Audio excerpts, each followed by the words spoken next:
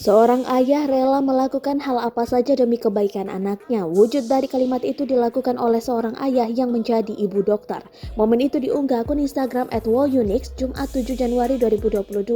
Pada unggahan tersebut, seorang pria yang merupakan ayah ini berdiri tegak dengan jas putih, rok hitam, dan kerudung abu-abu bak seorang dokter. Ia mendatangi anaknya yang berada di atas tempat tidur untuk dibujuk minum obat. Si ayah tidak mengeluarkan suara karena takut ketahuan penyamarannya. Namun, wanita yang berada di dekatnya berusaha membujuk sambil menyebutkan bahwa pria itu adalah seorang ibu dokter. Si anak lalu percaya dan segera meminum obat tersebut. Bahkan di hari berikutnya, ia melakukan hal yang sama dengan mengenakan cosplay ibu dokter itu. Dan benar saja, si anak langsung minum obat.